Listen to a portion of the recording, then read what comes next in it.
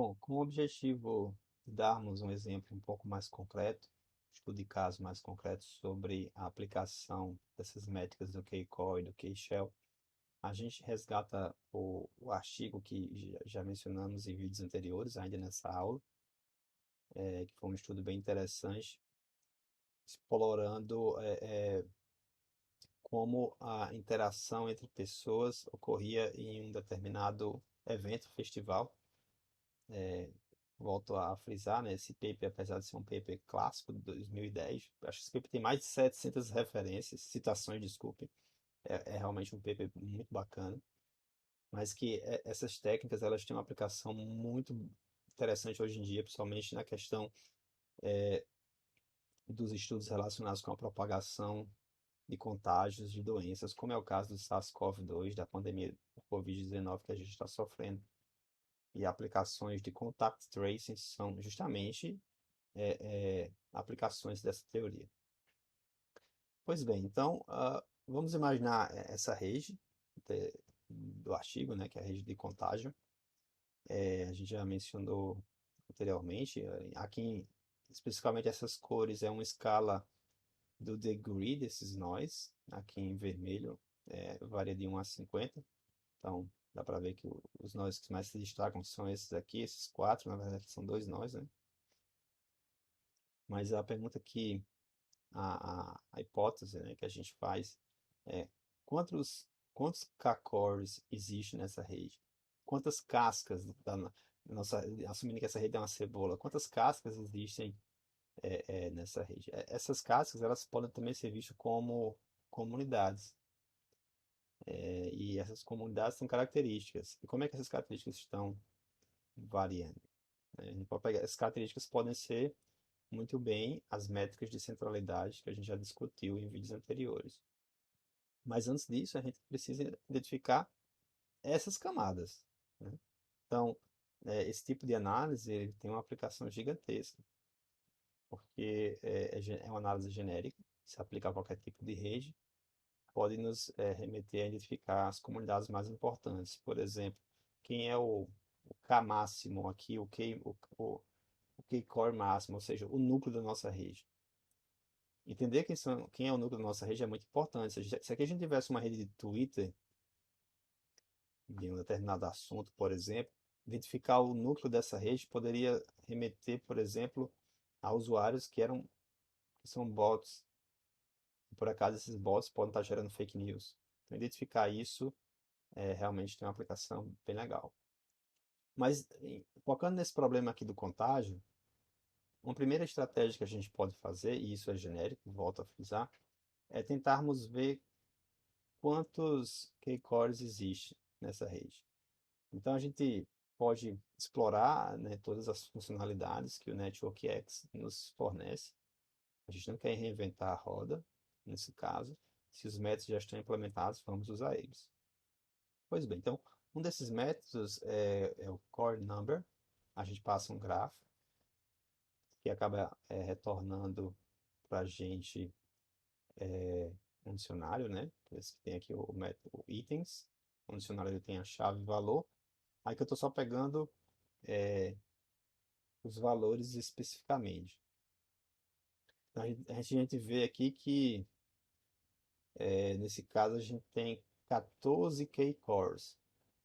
Tem o K-core 1, 2, 3, 4, 5, 6, 7, 8, 9, 10, 11, 12, 13 e do 13 pula para o 17.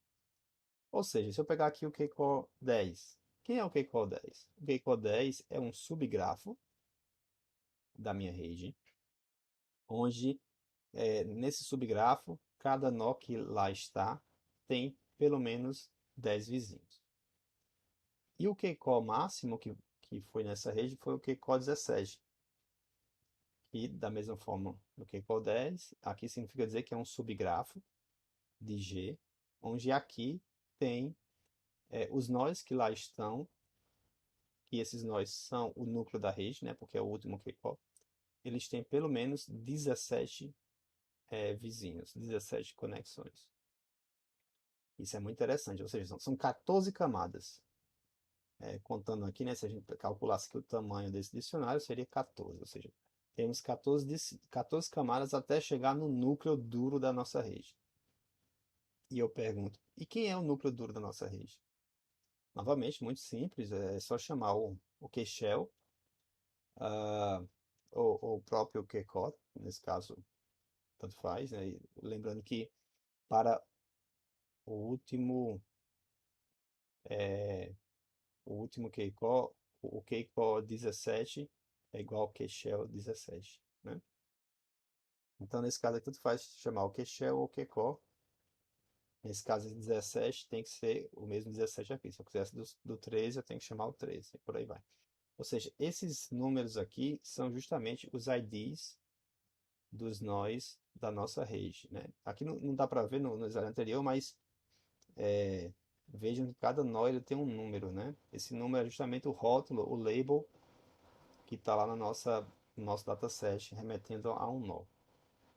Então, esses números aqui são isso, esses IDs. Então, esses nós aqui, esses vértices, são os vértices que formam o núcleo da minha rede. Então, olhar para esses nós, entender quem são eles, aí vai variar de problema para problema. Nesse caso em específico, provavelmente esses nós aqui são aqueles nós que mais interagiram, tiveram uma relação mais forte aí com o maior número de pessoas no experimento que foi realizado aí no festival. Bom, uma análise bem legal que pode ser feita é o seguinte: visualmente, tentar plotar o nosso gráfico e pintar com determinadas cores o núcleo da rede. Nesse caso aqui, eu pintei o núcleo da rede de vermelho, que são esses nós aqui. Obviamente, só isso não é suficiente, eu teria que investigar quem são esses nós até para entender outras características. E eu tentei, fazendo analogia da cebola, eu tentei plotar também a casca do núcleo, que são os nós que estão protegendo o núcleo. Nesse sentido de proteger meramente uma metáfora, mas que circundam o núcleo com essa propriedade. Então aqui eu peguei o 13 shell, né? Por que o 13? Porque o 13 é justamente o cacó anterior. Na verdade, o 13 cacó, se a gente for ver, o 13 cacó são os nós que tem pelo menos 13 vizinhos. Então, se a gente pegar na definição, o cacó 13 são todos os elementos azuis e vermelhos aqui. Como eu estou calculando só a casca do 13, é justamente os nós em azul que protegem, que circundam aqui o núcleo da nossa rede. Então, isso é interessante para identificar essas camadas. A gente poderia, por exemplo, eu poderia também aqui mostrar de maneira relativamente simples, quem é a casca dos nós em azul. Ou seja, eu tenho um núcleo, os nós em azul é a casca do núcleo, e quem é a casca do núcleo? Seria o 12 shelf, aqui se a gente quisesse mostrar, sei lá, em verde, por exemplo, ou uma outra cor. Com isso a gente pode fazer todas as outras cascas e isso acaba sendo muito interessante. Como sugestões futuras, análises mais avançadas, eu coloco aqui alguns desafios para vocês, né, desafios um pouco mais avançados. Um primeiro desafio é em relação à visualização. Nessa thread aqui do Twitter, o Brandon Klein, ele escreveu aqui uma thread bem interessante, vocês podem ver aqui por esse link. Observe que 2020, né, julho de 2020, um ano atrás, ele sugere querer fazer um desenho, uma visualização de um grafo em múltiplas camadas, onde cada camada tem alguma característica. Então, por exemplo, essa camada 1, essa primeira rede poderia ser muito bem, todo mundo aqui poderia estar numa cor única, né? Sei lá, uma cor escura, preto, por exemplo. E na primeira camada aqui a gente poderia colocar o, a casca, a penúltima casca, desculpe, a antepenúltima casca. Nesse exemplo aqui seria os nós em verde que eu mencionei, né? Seria a casca do azul. Aqui eu poderia colocar a casca em azul e aqui o núcleo da rede. Todo mundo aqui estaria em preto, só o núcleo destacado. Aqui todo mundo em preto, só a casca destacada e aqui a casca da casca. Enfim, é uma forma diferente de visualizar essa rede. Se vocês acessarem aqui esse link, vocês vão ver que o próprio autor aqui da thread ele coloca ainda um código lá inicial, que você pode reproduzir no Jupyter, no notebook, no Colab, no Google Colab. Então é uma visualização avançada, mas bem interessante. E outra coisa que eu sugiro que vocês façam, depois a gente vai entrar em mais detalhes, é o seguinte: uma vez que a gente tem essas cascas, essas cascas são formadas por alguns nós. E esses nós, eles têm métricas estatísticas. A gente já estudou nessa aula várias medidas disso aí, como o between centrality, o closeness, o N vector, o próprio degree centrality. Então a gente pode pegar esse conjunto, essa casca, essa comunidade, vou chamar assim, e, como é que a gente pega essa casca? Explorando o K-core, o K-shell.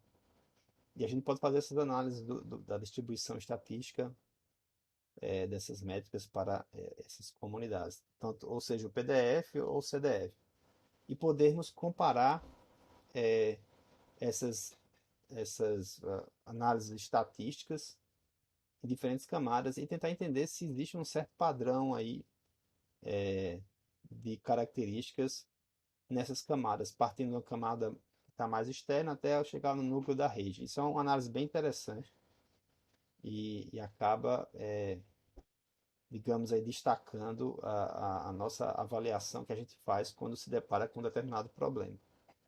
Então fica aí como sugestão para um estudo futuro que vocês possam fazer em qualquer problema. Eu percebo que esse tipo de análise é rico e é genérico. Então vocês conseguem aí realmente extrapolar para qualquer problema que se modele de forma em um gráfico. Então é isso, gente. A gente finaliza aqui nossa parte sobre hubs. E a gente continua com o nosso curso nos próximos vídeos e nas próximas aulas. Até lá!